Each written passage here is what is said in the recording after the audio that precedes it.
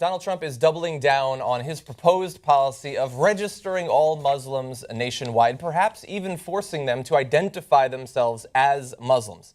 And he doesn't seem at all worried about the many concerns from people in the media, other politicians, that this seems very Nazi-ish, this sort of policy.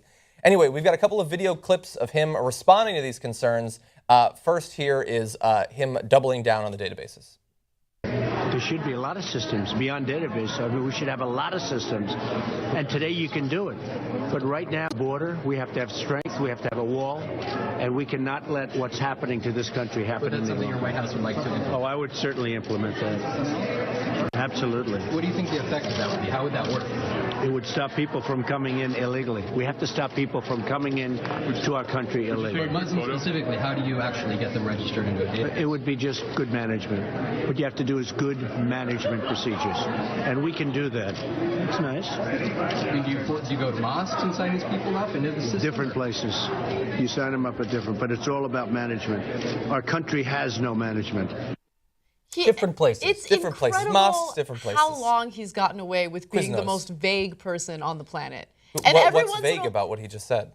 We need good management. We need good management. We don't have good and management. then whenever he's specific, his ideas are so disastrous. Like, really, like registering Muslims, like keeping a database on them. You don't and see many how other systems. Disastrous that, and many other systems. We're going to go into mosques and many other places and track them down and register them all. I also love how he combined two different issues there, right? Like, we got to build the wall, management, and then also we got to keep our country safe from the Muslims. Yeah. Like, okay, so are you talking about Mexican immigrants? Are you talking about Muslims? Are they both the same to you? He has no idea. He's the most vague, nonsensical candidate out there, and he's still taken seriously. Yeah. It drives me insane. The reason that this was important to show, I think, is there were concerns. Some of the media were like, well, yesterday, oh, you guys are taking him out of context. He didn't bring up the databases. It was just suggested, and then he said we should totally, absolutely do that. So it's not fair to say that he wants it. Well, they just brought up to him again, and he said we need that and we need other services. And we can do it.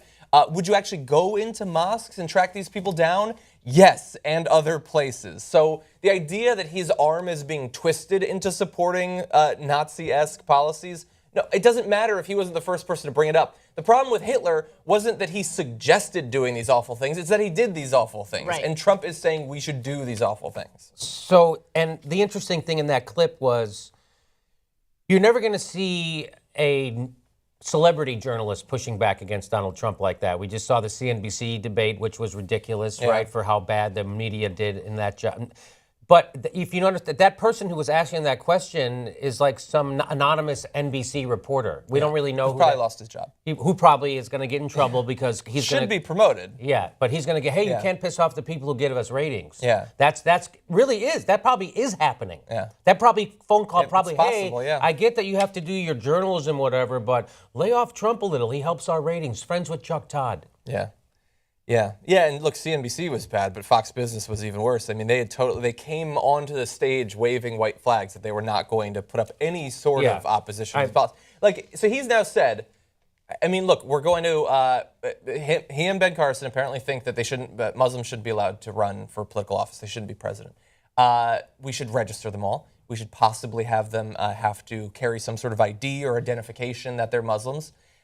Is anybody going to bring this up, the next moderator of the next Republican debate? Like, does anybody seriously think that some of the scariest, farthest-reaching policies that have been proposed by a presidential candidate from one of the major parties, that will even be discussed? I don't think so. Like, Jeb Bush was speaking out against it today. Jeb Bush 1 out of 3 times, somewhat reasonable. There you go. He says, look, I don't think that we should register all of the members of a particular religion. Now, he is one of the guys who originally said there should be a religious test for Syrian refugees, and we should only let in the Christians. They said, we should only, because there's no such thing as Christian terrorists. This is a guy whose brother ordered war crimes after illegally invading a country. Yes. There's no such thing as Christian terrorists. Your brother ordered war crimes, yeah? Yeah. Come on, give me a break. Come on, give me a break. How can you tell if someone's a Christian? How can you tell, the reporter said, oh, you can, come on, give me a break. That's what he says. Exactly, yeah. Come on, give me a break. So, I mean, look, maybe he'll bring it up, possibly. It would be a terrible thing for him to do at the debate from his point of view, because he'll kill his campaign if he says we shouldn't register all Muslims. His campaign is already killed, so he doesn't really have much to lose. Look, he's right every once in a while, and I'm glad that he's speaking out against that. Yeah. But at the same time, I feel like right now, Jeb Bush's only political strategy is to just find things that he can very obviously disagree with Trump on. Yeah. Right? And it's not going to lead to too much pushback. But when you think about his base, I mean, they're probably not going to like it. His base is full of people who are afraid and they're scared and they hate Muslims and they want to do whatever they can to prevent them from coming into the country or prevent them from living free lives in the United States. Yeah. Yeah, I mean, we saw the poll. 25% of Republican primary voters agreed with the idea that we should close down all mosques. And a larger percentage weren't sure. But don't you understand religious freedom? Maybe we make a religion illegal, maybe we don't. Religious freedom is under attack in America. Like Yeah. we're letting gay people get married. We're forcing, these homophobic clerks to marry them. Like religious freedom, it's under attack. What are we going to do about religious freedom? Yeah. When you're more concerned with whether a Starbucks cup has like a biblical parable on it than whether all of the houses of worship of a religion get shut down nationwide, your priorities are fucked up, man. Yeah. But let's go to the last video clip, though, because this is especially important. I mean, we've been talking about, look at our master graphic. We're implying heavily there that this is some dangerous fascist shit that he's talking about recently. So how does he respond to those concerns? We're going to see in this clip. Mr. Trump, why would Muslim databases not be the same thing as requiring Jews to register in Nazi Germany? What would be the difference? Is there a difference between the two? Is there a difference? Who are you with? I'm with NBC News. Is there a difference between requiring Muslims to register and Jews? You tell me. Nazi Germany? You tell me. Do you believe? Why don't you tell me? Do you believe there is? You tell me. Should Muslims be, fearful? Will there be consequences if they don't register? Now, look, I understand some people are going to look at that and say, well, the dude's just trying to do autographs, man. Why does he have to deal with your concerns that you're wrecking America? You're running for president of the United States. I don't care if you're doing autographs. I don't care if you're taking a leak in public. You are fair game in terms of questions regarding your policy ideas.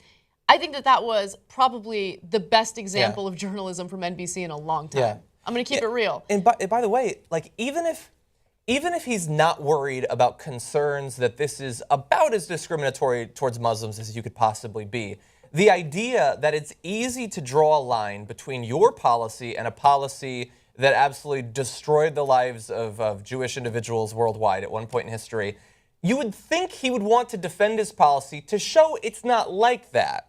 Like not out of concern for the Muslims, but just because he wouldn't want to, they're supposedly such fans of Israel. Yeah. You would think he would want to show that he was not plotting out his campaign based on Mein Kampf. You would think he would want to do that. Right. But instead it's a smug, what do you think? Why don't you tell me? Why don't you tell me? No, why don't you tell Americans who are considering possibly making you commander-in-chief? Why don't you tell them? Well, but he's not going to. It would have been nice if the reporter said, because I'm not running for president, and I know this is the first time, and you don't realize that this is how I ask you questions. No one gives a shit what I think. Yeah. Everybody gives a shit what you think because you might be president. Yeah. That's why I'm how about this? you. I've been thinking about it all night. I'm drawing blanks. Now it's your turn.